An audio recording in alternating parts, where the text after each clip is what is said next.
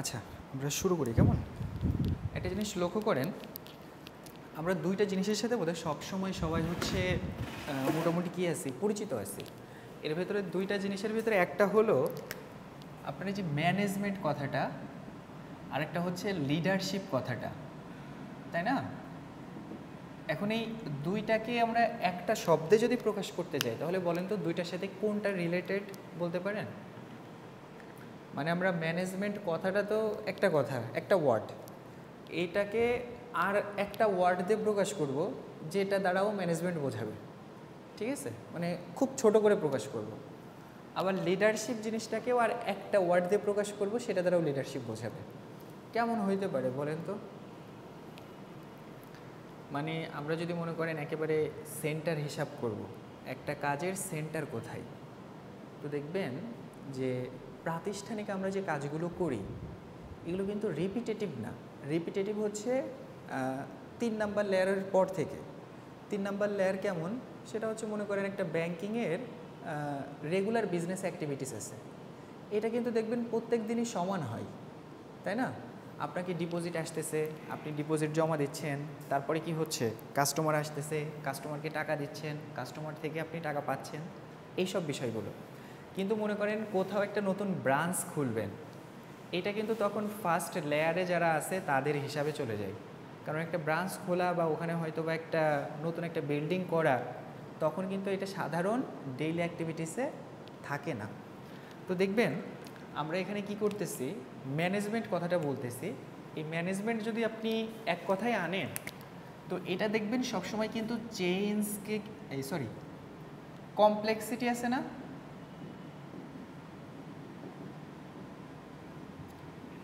এই কমপ্লেক্সিটিটাকে ডিল করাটাই হচ্ছে ম্যানেজমেন্ট। বুঝতে পেরেছেন? আপনি কিন্তু যখন কোনো কাজ করবেন, যে কাজে আসলে কোনো জটিলতা নাই, এই কাজ করে কি আপনি কিছু পাবেন? যেমন মনে করেন বর্তমানে আউটসোর্সিং ব্যবসা অনেক ভালো আসছে। আউটসোর্সিং ব্যবসায় সবচেয়ে বড় ইনকাম হচ্ছে অ্যাডভার্টাইজিং। এখন ফ্ল্যাট বিক্রিরও অ্যাডভার্টাইজমেন্ট হয়, আবার নারকেল তেল বিক্রিরও অ্যাডভার্টাইজ হয়। এখন মনে করেন ফ্ল্যাট বিক্রির যে অ্যাডভার্টাইজমেন্ট, এইটার যে আপনার মনে করেন অ্যাডভার্টাইজমেন্টের যে মানে আপনার কী হয়, ইনকাম হয়, একটা মনে করেন যে নারকেল তেল অথবা মনে করেন সাধারণ একটা খাদ্যদ্রব্য বিক্রির ওই ইনকাম থেকে কিন্তু অ্যাডভার্টাইজমেন্ট থেকে অত ইনকাম হয় না। মানে রিয়েল সিচুয়েশান দেখতে হবে যে আপনি যে অ্যাডভার্টাইজমেন্টটা দিচ্ছেন এইটা দ্বারা কত বড় ডিল সম্পূর্ণ হচ্ছে। এইরকম যদি মনে করেন আপনার একটা অ্যাডভার্টাইজমেন্টে 10 লাখ টাকার একটা ডিল যাচ্ছে, তাহলে আপনার ইনকামটা হবে ওই অনুপাতে। আর একটা অ্যাডভার্টাইজমেন্ট দিয়ে আপনার 10 টাকার একটা ডিল যাচ্ছে, তাহলে আপনারও ইনকাম হবে ওই অনুপাতে। বুঝতে পেরেছেন? তার মানে দেখবেন প্রত্যেকটার কিন্তু লেয়ার আছে। তো ম্যানেজমেন্ট মানেই হচ্ছে সবসময় দেখবেন কমপ্লেক্সিটি।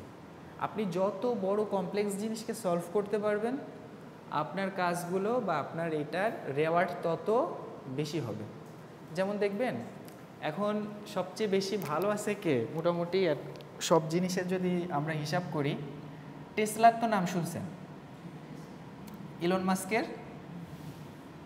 তো এরা দেখেন আমাদের যে বর্তমানে যে রকেটের যে ইঞ্জিন বা অন্যান্য ইঞ্জিন বা যা কিছু আছে, এরা কিন্তু দেখবেন ওই কাজগুলোকে, এই কমপ্লেক্সিটিগুলোকে কমিয়ে আনতেছে, সহজ করতেছে। এই ম্যানেজমেন্টের কাজ হচ্ছে একটা, সেটা হচ্ছে যত কমপ্লেক্সিটি আছে কমপ্লেক্সিটিগুলোকে রিমুভ করতে হবে, জটিলতাগুলোকে দূর করতে হবে। অর্থাৎ আপনার প্রতিষ্ঠানে দেখবেন অনেকগুলো জটিলতা। 1 নম্বর জটিলতা কি, যারা হচ্ছে কি ঊর্ধ্বতন আছে, অধস্তন আছে, হয়তো ওদের ভিতরে কিছু কনফ্লিক্ট আছে, ভুল বোঝাবুঝি আছে, হয়তোবা চেইন অফ কমান্ড মানতেছে না। তার মানে প্রত্যেকটাই তো কমপ্লেক্সিটি, তার মানে প্রত্যেকটা আপনাকে রিমুভ করতে হবে। তার মানে রিমুভ করা মানে কি, প্রত্যেকটা লেয়ার আপনাকে ইজি করতে হবে। তার মানে ম্যানেজমেন্ট হচ্ছে কি, যেখানে এখন কমপ্লেক্সিটি নাই সেখানে কি রেগুলারলি ম্যানেজমেন্ট থাকে বলেন তো? যদি কমপ্লেক্সিটি না থাকে তাহলে কি ম্যানেজমেন্ট থাকবে? সাধারণ অবস্থায় ম্যানেজমেন্ট তখনই আসবে যখন কমপ্লেক্সিটিটাকে সহজ করতে হবে। আর যদি কমপ্লেক্সিটি সহজ করার জায়গা না থাকে তাহলে কি রেগুলার হয়ে যাচ্ছে সব। এরপরে দেখেন লিডারশিপ। লিডারশিপ কী নিয়ে ডিল করে বলেন তো? লিডারশিপ কোথা থেকে আসে বলতে পারেন?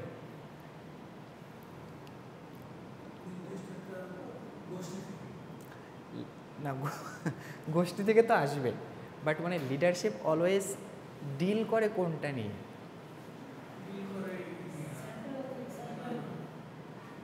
লিডারশিপ সবসময় চেঞ্জকে ডিল করবে। চেঞ্জ, চেঞ্জ মানে তো বোঝেন, চেঞ্জ মানে বোঝেন না? আমরা যখন ছোট ছিলাম, মানে আপনি নিজের ভেতরেও কিন্তু একটা লিডারশিপ থাকে, দেখবেন মানুষ কিন্তু ছোট থাকার পরে আস্তে আস্তে আস্তে আস্তে বড় হয়। তো দেখবেন এটাও কিন্তু আপনি আসলে নিজের ভেতরটা কীভাবে কন্ট্রোল করতে পারছেন, এটাও কিন্তু ওয়ান টাইপ অফ লিডারশিপ। আর দেখবেন আমাদের বাস্তবতা সবসময় পরিবর্তিত হয়। এই পরিবর্তিত বাস্তবতা আপনি কতটুকু স্মার্টলি হ্যান্ডেল করতে পারেন, ঠিক আছে, ম্যানেজ করতে পারেন, বা এই চেঞ্জটাকে কতটুকু অ্যাডাপ্ট করতে পারেন, কোপ আপ উইথ করতে পারেন, তার মানে কি অ্যাডজাস্ট করা, এইটাই হচ্ছে লিডারশিপ। দেখবেন আপনার বিভিন্ন সময় কি হয়, বিভিন্ন ফরেন পলিসি চেঞ্জ হয় না, চায়নার পলিসি চেঞ্জ হচ্ছে, আমেরিকার পলিসি চেঞ্জ হচ্ছে, কিন্তু দেখবেন যারা লিডার বা চায়না বা আমেরিকার বাইরে যেসব দেশগুলো আছে পাশাপাশি, তারা দেখবেন দুইটা দেশের সাথে ভারসাম্য বজায় রেখে চলতেছে। তো এই যে পলিসি চেঞ্জ হওয়ার সাথে সাথে তারা কি করতেছে, তারা নিজেকে কিন্তু চেঞ্জ করে তার সাথে কোপ আপ উইথ করতেছে, ব্যালেন্স করতেছে, এটাই হচ্ছে লিডারশিপ। দেখবেন আপনি যখন যে কোনো জিনিসের লিডারশিপ নেবেন বা নেতৃত্ব দিবেন, ওখানে দেখবেন আপনাকে কিন্তু বিভিন্ন জায়গায় বিভিন্ন পরিবর্তন আনতে হবে। কারণ কি, আলটিমেটলি আপনি যাদেরকে নিয়ে কাজ করতেছেন তারা যেটা যাচ্ছে সেটা করতে হবে। তো এটাই হচ্ছে দুটো জিনিস, আমাদের ম্যানেজমেন্ট সবসময় কোনটা ডিল করবে, কমপ্লেক্সিটি, আর লিডারশিপে কোনটা ডিল হবে, চেঞ্জটা আপনি কিভাবে হ্যান্ডেল করতে পারেন। তো আমাদের দেখেন চ্যাপ্টারটার নাম কি, ডিপোজিট ম্যানেজমেন্ট না? তার মানে দেখুন ডিপোজিটের সাথে যত কমপ্লেক্সিটিস আছে, এই কমপ্লেক্সিটিগুলো প্রথমে আপনাকে খুঁজে বের করতে হবে, ঠিক আছে, মানে শনাক্ত করতে হবে, তারপরে এটা কেন হচ্ছে সেটা খুঁজে বের করতে হবে, তারপরে সলভ করতে হবে। বোঝা গেল? তার মানে ডিপোজিট ম্যানেজমেন্ট যদি আমরা সহজে বলি, ডিপোজিট কমপ্লেক্সিটিস। এখন ডিপোজিট কমপ্লেক্সিটিস তো অনেক আছে, এখন সর্বপ্রথম কি করতে হবে, এটা ডিটেক্ট করতে হবে। ডিটেক্ট মানে তো বোঝেন যে কোনো একটা জিনিস খুঁজে বের করা, যে কোথায় কোথায় এটা আছে। দেন এটা ডিটেক্ট করার পরে কি দিতে হবে,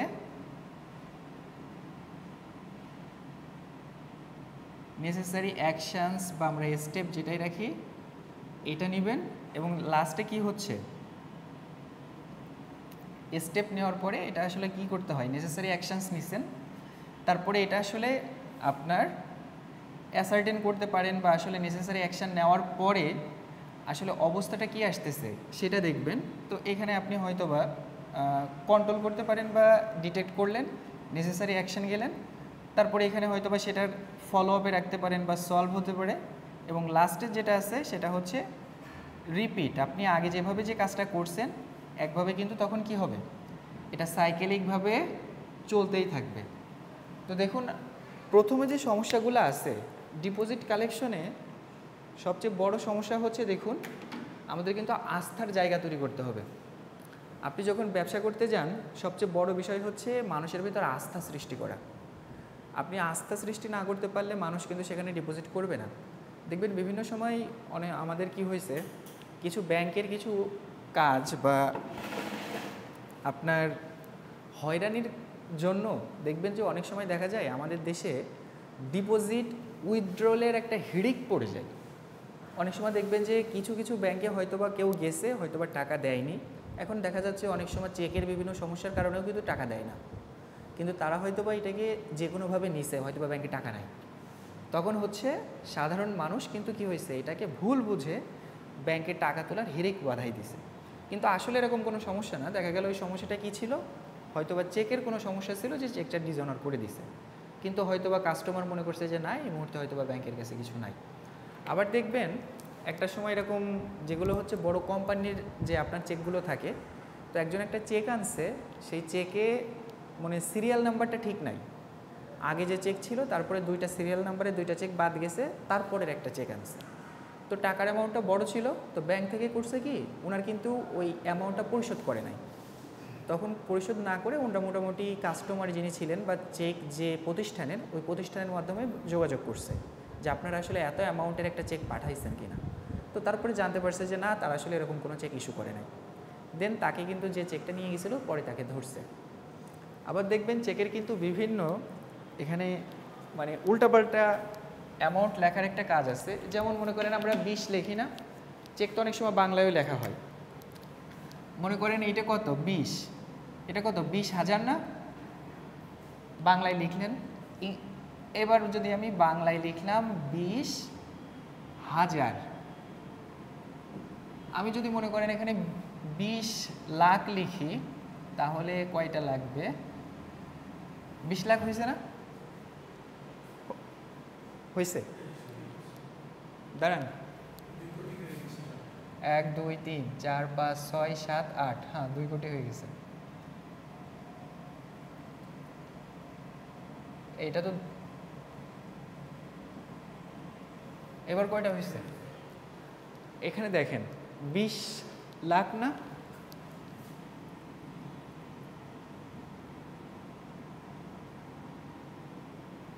শেষে কি হবে? জফলা হবে নাকি হবে না? এটাই হবে। আমাদের যেটা হচ্ছে এইম, ওই ক্ষেত্রে তো বোধহয় জফলা হয় না। আর যেটা হচ্ছে আমাদের টাকার ক্ষেত্রে ওটা একটা জফলা আসে, মানে টাকার ক্ষেত্রে বেশি। এখন একটা জিনিস দেখেন তো, এই চেক আমরা কিন্তু অ্যামাউন্ট বাড়াইতে পারি। কিভাবে দেখেন, আমরা এটাকে যদি একটু টেনে এরকম করে দিই তাহলে কত হলো? 24 না? এখন তো বাংলাটা তাহলে আমরা কিভাবে ম্যাচ করাবো সেটা দেখেন, ভালো করে দেখেন। এইটা তখন আমরা করব কি, চ, মিলছে না? মিলছে? মিলছে। কিন্তু এখন টাকা কিন্তু 4 লাখ বেশি হয়ে গেছে। আপনার এই ফ্রড কিন্তু ডিটেক্ট করা কঠিন। কারণ কি? কারণ both words and digit matches with the fraud. এক্ষেত্রে কিন্তু দেখবেন যদি বাংলায় চেক লিখে দেই এবং এটা যায়, সেক্ষেত্রে এটা কিন্তু ডিটেক্ট হবে না। বুঝতে পারছেন বিষয়টা? কারণ বাংলায় তো কোনো কাটাকাটি নেই, আর ওই কাটাকাটিটাও কিন্তু চোখে পড়ার মতো না যে দুইটার ভিতরে যেহেতু ম্যাচ হচ্ছে। তো তখন কিন্তু ব্যাংক এই টাকা ছেড়ে দেবে। বুঝতে পারছেন? তো এরকম যদি কেউ তখন রেসপন্সিবিলিটি থাকে তাহলে বাকি 4 লাখ কিন্তু তার। বুঝতে পারছেন ইস্যুগুলো? তো এরকম অনেক ইস্যু থাকে যেটা আসলে কি থাকে, মানে বিশ্বস্ততার জায়গা বা চেকের এরকম ফ্রড অনেক কিছু আছে। তো দেখবেন এটা হচ্ছে কি, যারা এইসব ফ্রডের সাথে জড়িত বা যারা এইসব বিষয়গুলো জানে, ওটা মানে আপনারা তো চেক রেগুলার যদি ক্যাশে বসেন বা ক্যাশ কাউন্টারে থাকেন তাহলে দেখবেন যে ওনারা কিন্তু অনেক প্রেশারে থাকে। কারণ সবসময় কিন্তু ওনাদের ওইটাই কী করতে হয়, দাগ কাটতে হয়। কারণ যারা টেলারে বসে ওদের সারাদিন কিন্তু ভালো প্রেশার থাকে, মানে ব্যাংকের অন্যান্য প্রেশারের চেয়ে যারা ক্যাশ কাউন্টারে বসে এবং ম্যাচ করায়, এটা আসলে আর যদি মনে করেন দিন শেষে টাকা কম থাকে তখন কি করতে হয়? মনে করেন যদি 2000 কম পড়ে যায় ক্যাশে, দিয়ে যাইতে হবে। তাহলে তো অবস্থা বুঝতেইছেন, মানে সব সময় মানে সূচের আগায় যতটুকু জায়গা একজন ক্যাশ ডিলারে বসা একটা কর্মীর পার নিচেও ততটুকু জায়গা। কারণ কি? ভুল করার সুযোগ নাই, কারণ প্রত্যেক দিনে আপনাকে মিলাইতে হবে। আমরা একবার হচ্ছে ভাইবা নিচ্ছিলাম আপনাদের এই যে MBA এর, একজন জব করতো হচ্ছে ডাচ বাংলা ব্যাংকে। উনি টিলারে ছিল অনেক দিন, প্রায় 4 বছর না 6 বছর এরকম। তো আমরা একবার জিজ্ঞাসা করছিলাম যে আপনি তো এতদিন ক্যাশ কাউন্টারে ছিলেন, কোনো দিন সমস্যা হয়নি বা প্রত্যেকটা দিন, কারণ মানুষ তো সব দিন মেজাজ ঠিক থাকে না, ফ্যামিলির সব কিছু ঠিক থাকে না, এমনি মেন্টালিটি তো এক আসবে না। তখন বললো হ্যাঁ স্যার, আসলে একদিন হয়েছে এরকম। তো কত হয়েছিল? উনি অ্যামাউন্টটা বলে নাই, তো বলছিল স্যার এরকম একটা বড় সমস্যায় পড়ছিলাম একদিন, দেন পরবর্তীতে এটা। তো বলে সলভ করলেন কী করে? তো স্যার ওখানে একটা এন্ট্রিতে ভুল ছিল। তো অ্যামাউন্টটা কত? স্যার অ্যামাউন্টটা ছিল মোটামুটি ভালোই, দেন ওইটা সলভ টলভ করে পরবর্তীতে ধরতে পারছিলাম। হয়তো বা ক্যাশ দেওয়া লাগি নাই, বাট পরবর্তীতে ওইটা যে কোনোভাবে হয়তো বা ম্যানেজ করে ফেলছিলেন। বাট এরকম একদিন হয়েছিল। তো দেখবেন ক্যাশ কাউন্টার আসলে কেমন, যেমন সূচের আগায় যতটুকু জায়গা ক্যাশ কাউন্টারের অফিসারের পার নিচে ততটুকু জায়গা। তো যাই হোক, আপনারা সবসময় চেষ্টা করবেন সতর্ক থাকার, আর যদি ভুল হয়েই যায় তো হয়েই গেল। তো কোথায় যেন ছিলাম? ও ডিপোজিট কালেকশন। ডিপোজিট কালেকশনটা আসলে হচ্ছে কেমন, টাকা তোলার হিড়িক নিয়ে যদি কখনো আমাদের গুজব ছড়ায় যায়। তো দেখবেন বর্তমান সময়ে আমাদের আর্থিক অবস্থায় এই সমস্যাটা বেশি। কিছু হোক বা না হোক, কিছু হয়তো বা ব্যাঙ্কগুলোর, সরকারি ব্যাঙ্কগুলোর কি আছে, অনেক বেশি ডিফল্ট লোন আছে। ডিফল্ট লোন মানে তো বোঝেন, মানে যে লোনগুলো আদায় হচ্ছে না। আদায় না হওয়া তো বুঝছেন।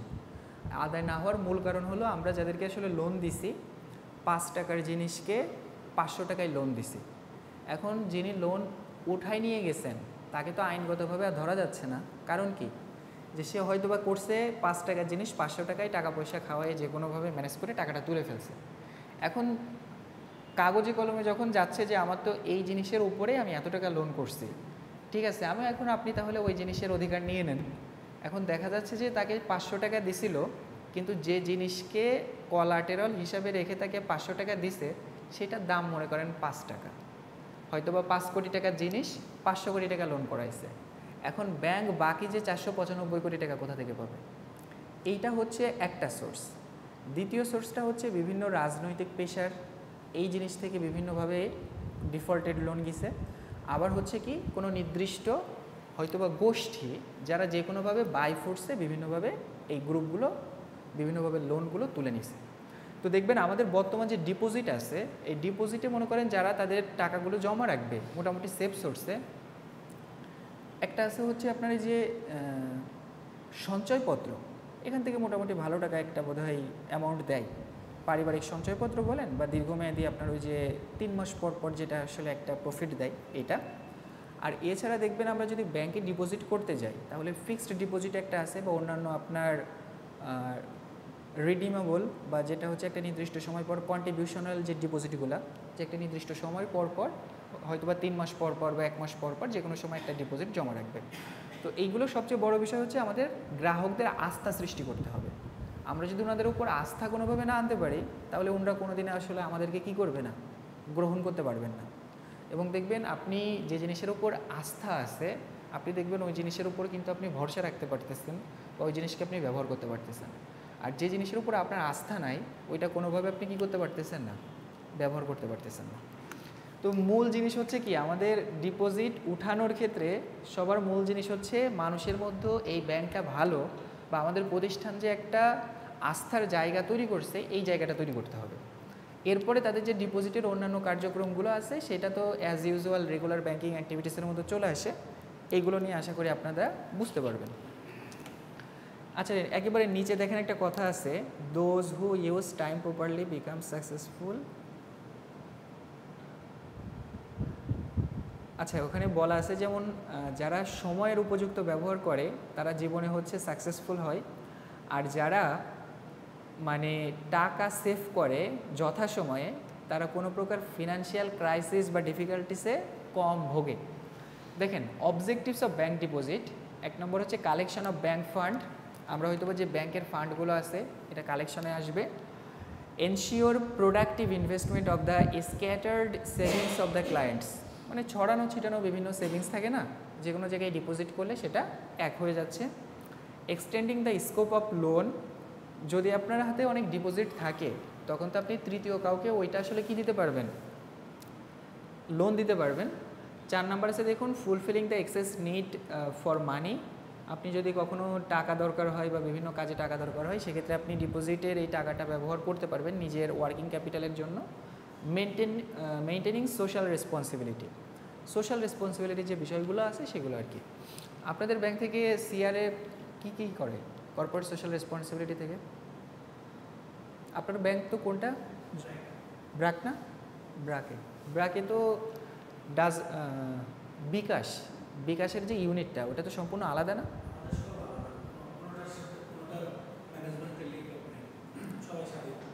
না, সবাই স্বাধীন হলো, কিন্তু মনে করেন আপনাদের যখন মালিকদের সাথে মিটিং বসে তখন তো সবাই একসাথে বসে নাকি ওরাও সেপারেট করে?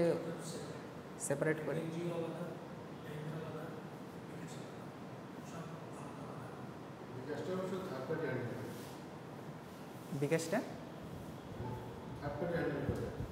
বুঝছি, মানে থার্ড পার্টি হ্যান্ডেলিং করলেও তো বিরাট বড় থার্ড পার্টি দরকার, মানে ছোটোখাটো থার্ড পার্টি দরকার না। কারণ মনে করেন এটা তো অনেক বড় কনসার্ন না। মনে করেন বাংলাদেশে একটা সময় মোবাইল ব্যাংকিংটা যখন আসলো, প্রথমে কিন্তু রকেট দিয়ে ডাচ বাংলা ব্যাংক আনছিল, বাট কিন্তু ব্যবসাটা কিন্তু পরবর্তীতে করছে বিকাশ।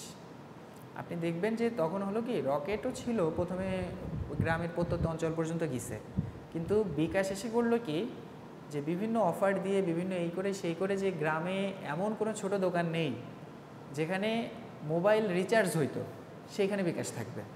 ওরা এরকম পলিসিতে চলে গেল। তখন হলো কি, যে মানুষ মোবাইল রিচার্জের মতো বিকাশ ব্যবহার করা শুরু করলো।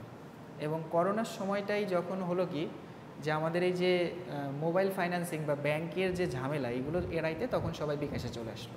এবং দেখবেন যে বিকাশের যে অফারগুলো ছিল এই করোনাকালীন সময়টা কিন্তু ওরা মার্কেটটা সবচেয়ে বেশি পাইছে। এবং দেখবেন বিভিন্ন প্রতিষ্ঠানে সব জায়গায় বিকাশ পেমেন্টের যে ইস্যুটা, যেমন আমাদের ইউনিভার্সিটিতেও দেখবেন তখন কিন্তু বিকাশ পেমেন্ট ইস্যু করে, বিকাশ পেমেন্ট শুরু করে কিন্তু তখন করে কি, যে কারণ স্টুডেন্টরা যারা আছে ওরা কিন্তু ক্যাম্পাসে আসতে পারতেছে না। ওদের ক্ষেত্রে কোনটা ভালো হয়? তো ওদের ক্ষেত্রে ভালো হয় যে বাসার সামনেই দোকান আছে, ওখান থেকে পেমেন্ট করে দিচ্ছি আমরা। তখন ঠিক আছে, তাহলে আমরা বিকাশের সাথে এটা কি করে একটা সম্ভবত ওই যে এমওইউ না কি যেন করা লাগে, যেহেতু প্রাতিষ্ঠানিক অ্যাকাউন্ট, সেক্ষেত্রে বোধহয় আরও অনেক জটিলতা আছে, সেটা করে তারপরে হচ্ছে অ্যাকাউন্ট খোলে। আর হচ্ছে মনে করেন যে উইথড্র করে, আপনারা এই বিষয়টা জানেন যে বিকাশ থেকে যখন টাকা উঠাই, মনে করেন এই যে প্রতিষ্ঠান, ব্যক্তি পর্যায়ে তো মনে করেন একটা ক্যাশ আউট চার্জ আছে, প্রাতিষ্ঠানিক চার্জ আছে এরকম, মানে হয়তো বা থাকলেও না, মানে মনে করেন প্রতিষ্ঠান তো কোটি কোটি টাকা ডিল করে পার ডে। এখন ওদের ক্যাশ আউট চার্জ কি ব্যক্তির যে মনে তো লিমিট থাকে খুব কম, ওদের চার্জ তো বেশি। আর প্রতিষ্ঠানের কি চার্জটা মানে হচ্ছে কম নাকি সেম?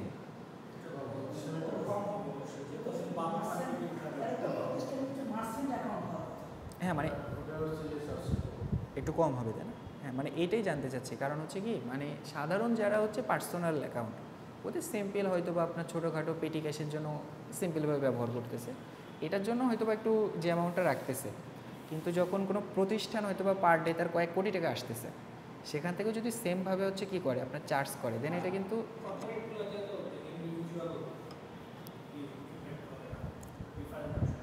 হ্যাঁ, আচ্ছা এরকম হইতে পারে, মানে অ্যাকুরেটলি হয়তো বা কত হবে সেটা হয়তো বা ওরাই জানে, হয়তো বা কর্পোরেশন যারা যারা কাজ করে মার্চেন্টভাবে সেভাবে জানে। আচ্ছা যাই হোক, এটাই মোটামুটি। তারপরে দেখি আর কী কী আছে এখানে আলোচনার। আচ্ছা, টাইপস অফ ব্যাঙ্ক ডিপোজিট। এখানে তো আমরা জানি যে আমরা যে কোনো কাজ করতে গেলে ডিপোজিট মেনলি তিনটা, কারেন্ট একটা, সেভিংস একটা, আর একটা হচ্ছে কি টার্ম ডিপোজিট বা ফিক্সড ডিপোজিট। কারেন্ট তো বোঝেন, যাদের সাথে মোটামুটি যারা ব্যবসায়ী শ্রেণী বলা যায়, যারা মোটামুটি কাজ বাজ বা যে কোনো কারণে ব্যবসা থেকে ব্যবসায় টাকা জমাও রাখতেছে, এবং কিছু কিছু সময় দেখা যাচ্ছে কি ব্যবসার সাথে বা ব্যাংকের সাথে ভালো সম্পর্ক থাকার কারণে যদি 10,000 টাকা জমা থাকে বা 10 কোটি টাকা জমা থাকে, একটা নির্দিষ্ট সময়ের জন্য হয়তো তারা 12 কোটি টাকাও তুলতে পারতেছে। তো কিছু কিছু অ্যাকাউন্টে এরকম যে সুযোগগুলো থাকে সেটাই কারেন্ট অ্যাকাউন্ট। সেভিংস অ্যাকাউন্টে আপনার যা আছে তাই তুলতে পারবেন, এখান থেকে নামমাত্র একটু সুদ দেওয়া হয় বা প্রফিট দেওয়া হয়। আর টার্ম ডিপোজিট বা ফিক্সড ডিপোজিট, এটা হচ্ছে সবচেয়ে বড় টাইম অফ ডিপোজিট, এবং এখানে সবচেয়ে বড় ইন্টারেস্ট দেওয়া হয়। এবং এটা দেখবেন যে এটা ডিপেন্ড করতেছে, আপনি যদি এর কিছু পেনাল্টিও আছে, হয়তো বা আপনি 10 বছরের জন্য করে 3 বছরের মাথায় ভেঙে ফেললেন, সেক্ষেত্রে কিন্তু একটা নির্দিষ্ট পেনাল্টি দিয়ে সেক্ষেত্রে বাকি টাকা আপনাকে তুলতে হবে। আর এছাড়াও আরও কিছু স্পেশাল টাইপস আছে, এটা আপনারা একটু পড়ে নিয়ে, এটা আপনি পড়লে বুঝতে পারবেন। কোনটা?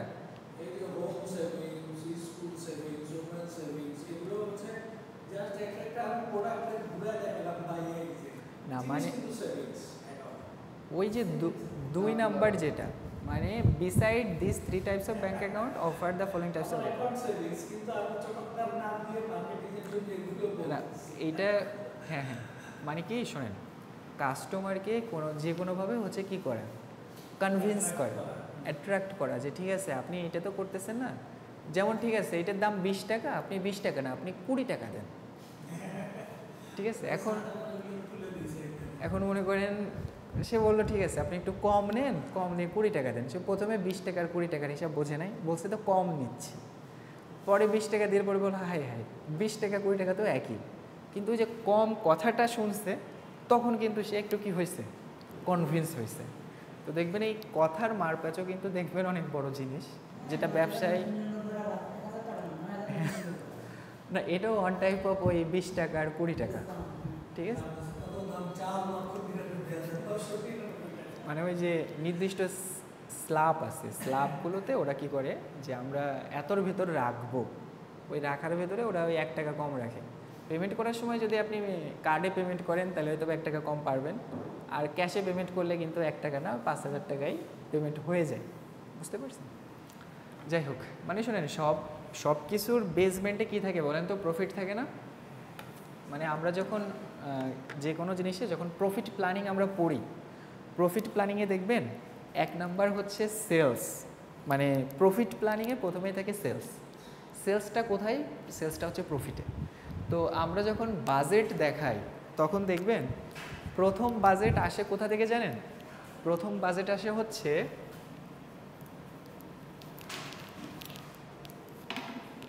সবার উপরে আমরা প্রফিট প্ল্যানিং করি যে আসলে কত টাকা কি করব, ইনকাম করব, মানে সিম্পল বাজেটের হিসাবে।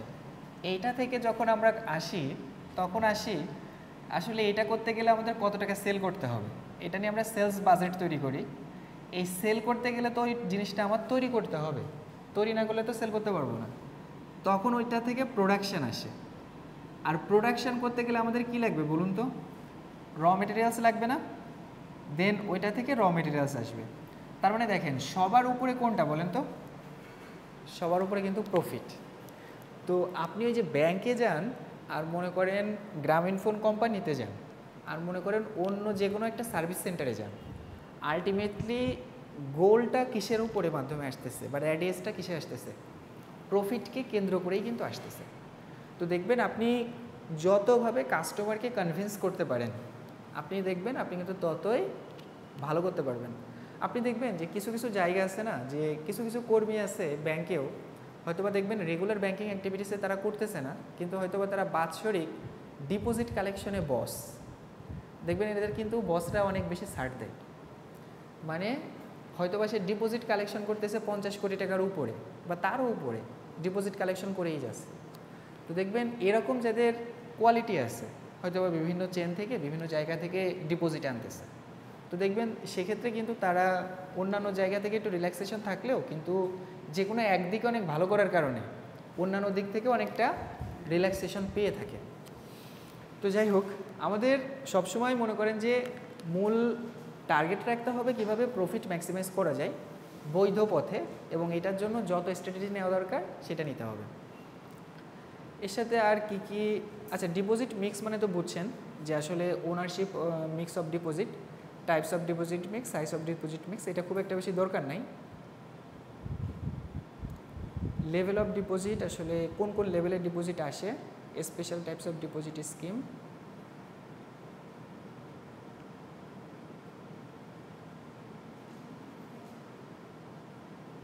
আচ্ছা টেকনোলজি, আচ্ছা ডিপোজিট ইন্স্যুরেন্স জিনিসটা কি বলেন তো?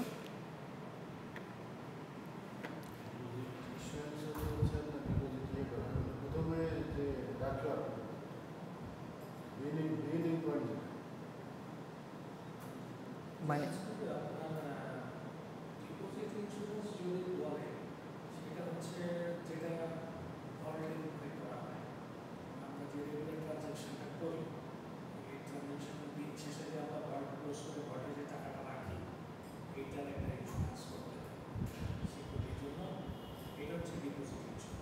এটা কি মানে আপনাদের এই যে ভল্টের সিকিউরিটি পারপাস? আচ্ছা আচ্ছা,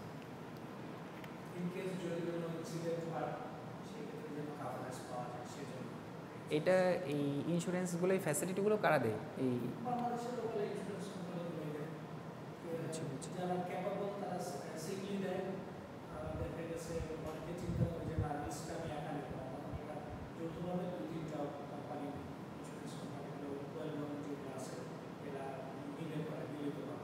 বুঝতে পারছি।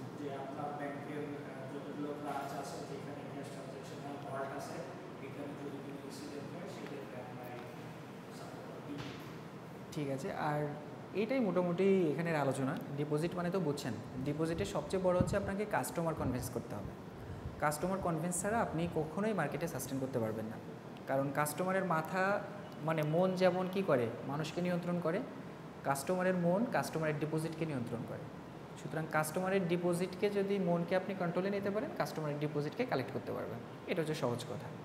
এবং এর সাথে দেখবেন যে ব্রড কোশ্চেন 3টা হচ্ছে এই স্লাইডে আসে নাই, আপনাদের মেন স্লাইডেও বোধহয় নাই। আমি ওইটাকে আবার চেক করে আপলোড করে দেবো। এই হচ্ছে মোটামুটি ডিপোজিট নিয়ে আলোচনা। আপনাদের কারো কোনো প্রশ্ন থাকলে বলেন।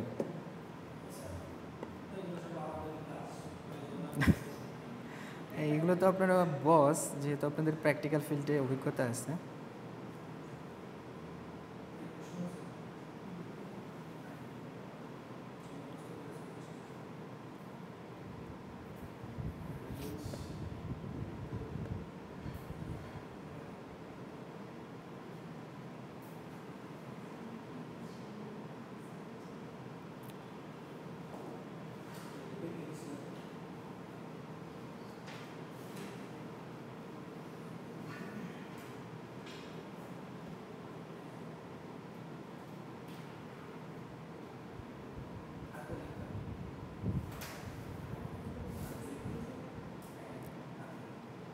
আচ্ছা, আমাদের পরীক্ষা তো 20 তারিখ থেকে না?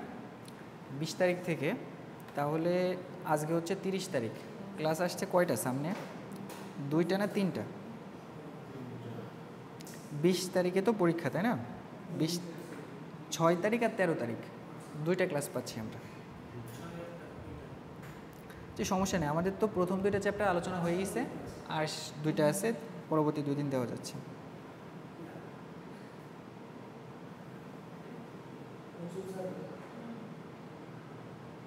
এই মকসুদ স্যার আপনাদের কোন ক্লাস নেন? ও, ফাইন্যান্সিয়াল ইনস্টিটিউট অ্যান্ড মার্কেট।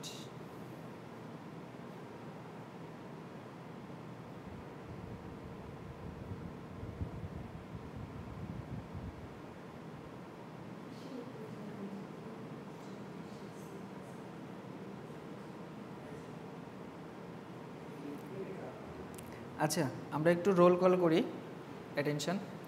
আপনারা হচ্ছে আছেন কে কে? ইএমবিএ 3 জন, তাই না? রোল বলেন তো।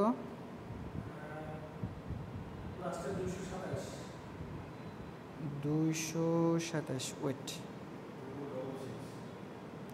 227। আচ্ছা, তারপর 266। ওকে, আর 149। আপনার কত? 266। হ্যাঁ, আপনারটা হয়েছে 120। 128। 128। হ্যাঁ, এবার ঠিক আছে। 120।